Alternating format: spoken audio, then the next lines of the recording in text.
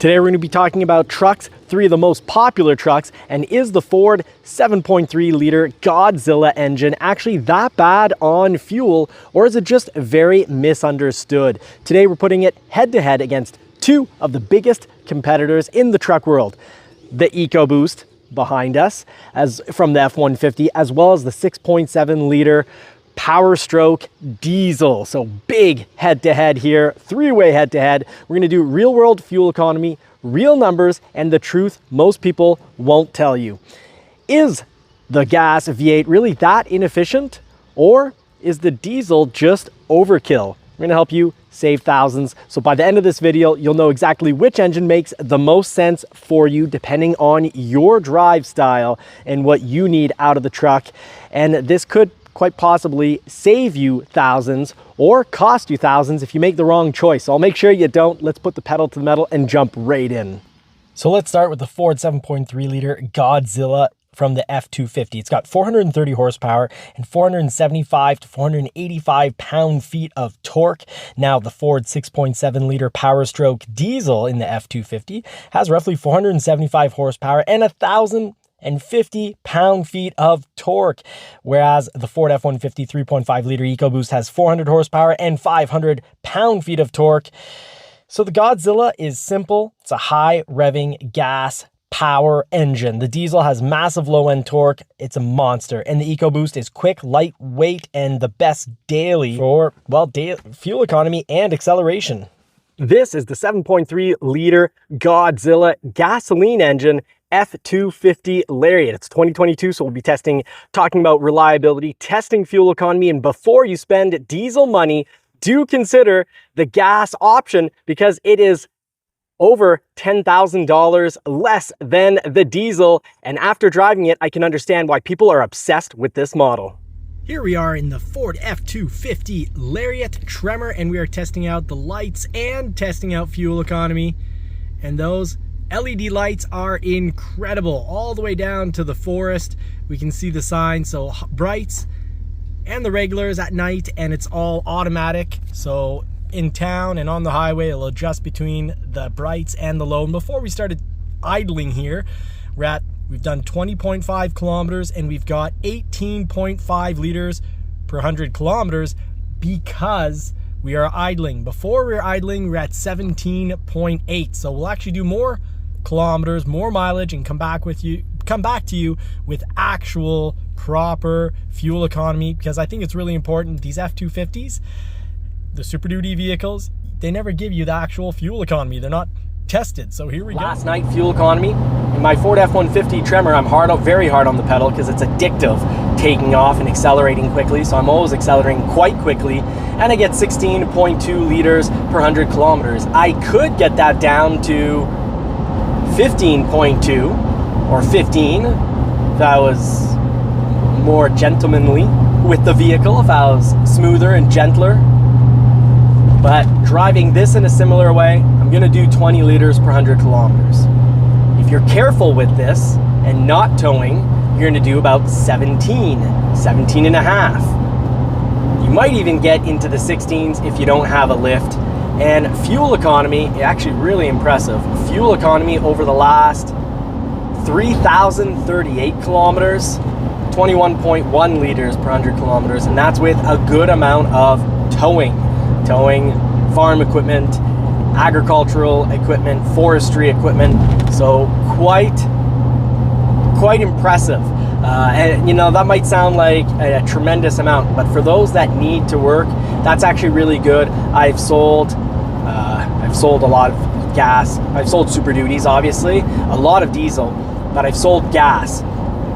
And gas from other brands, usually when I take them in on trade, I'm sitting around 26 to 28 liters per 100 kilometers. Older generation engines, this is a new generation engine. So the new generation engine at Ford doing 21.1. I'm really impressed. Some really bad bumps on the highway now, like holes. Those weren't bumps, sorry. Those were severe potholes. And the truck just took it incredibly well. I'm very, very comfortable. So while the suspension isn't quite as smooth as the Tremor, it is still really smooth, and I am liking this. And with the exhaust,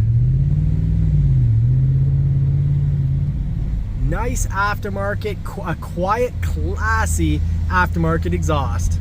Let's try that when we can put it pedal to the metal. So when we're going onto the highway, because here we want to go real slow because we're right in the neighborhood. Now let's check out the interior. We've got a very luxurious interior. We've got that big 12-inch touchscreen, heated seats, cooled seats, heated steering wheel, adaptive cruise control, lane centering, all the technology. We got the roof, that's an option, and the leather, that's standard. Fantastic interior. Now listen to this. I think it's really important to test out how the doors close and sound after 137,000 kilometers. So the tech is great and the truck has held up well. Keyless entry. Running boards that are at knee height. Electric steering, memory seats, power folding mirrors. Real gauges mixed with digital. Big 12-inch touchscreen, heated and cooled seats. That's their interior on the Lariat F250. And for startup,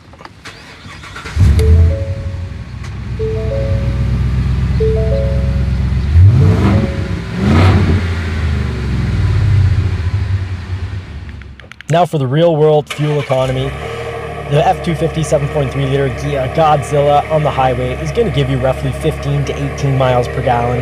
That means mixed with city, 11 to 14 miles per gallon, and towing, you're going to be down to 6 to 9 miles per gallon. Now the F250 6.7 liter diesel on the highway is going to get you 19 to 22 miles per gallon, mixed 15 to 18 miles per gallon when you mix it in with city, and when you're towing, you're going to get 10 to 13 miles per gallon. The F150 EcoBoost is, well, great if you're not towing. The highway, you're going to get 20 to 24 miles per gallon, mixed 17 to 20 miles per gallon when you mix that with the city, and towing gets pretty low, 9 to 12 miles per gallon. So the diesel advantage only shows under load. Empty driving gap is small, so when you're running empty, small difference. Save the $10,000 and go get yourself that one of the gas engines if you're not going to be towing that often. But when you're towing, the towing gap is absolutely huge. There's a 40 to 50% difference better for the diesel than the gas engines. So diesel doesn't win when you're commuting. It wins when you're working. That's really obvious here. The Godzilla, though, that 7.3 liter gas engine is about simplicity, not efficiency. It's got no turbos, so greater long-term reliability, lower maintenance, but you do pay at the pump. The EcoBoost from the F-150 is the absolute driving king. It's got the fastest fuel with those turbos, the best fuel economy, except if your towing gets pretty horrible, but it's not built like a Super Duty. So if you're, doing fifth wheel work with it, do realize that it's going to have more left-right sway when you've got that fifth wheel camper connected. Now the cost reality, the diesel costs you $10,000 to $12,000 more up front. The fuel savings only matter if you're going to tow often and drive very high mileage. And we do remember the diesels hold their value incredibly well. Now here's the truth that nobody's telling you. If you're not towing regularly, the diesel might actually be the worst financial decision out of all three. Unless you're thinking about 2-year resale value, it's got the best out of all three. But do keep in mind before you drop that $10,000 to $12,000 extra for the motor. If you're thinking of buying one of these trucks, comment below what you're using it for, because the best engine completely changes depending on how you drive. Until next time, I wish you all more cars and more power. Don't forget to drop that comment. Thank you so much, everybody. See you in the next video. And speaking of the next video, we're going to be covering this transformation of a truck. So the previous owner had that red Godzilla gas engine and he's switched to a diesel and he's completely transformed that truck. We've helped him do this here at Valestri Ford. So let me know what you think of this truck, and do make sure you're subscribed with bell notifications on so that you don't miss this incredible transformation, and do help our community grow by hitting that thumbs up button, the like button, bell notifications on, and don't forget to drop a comment.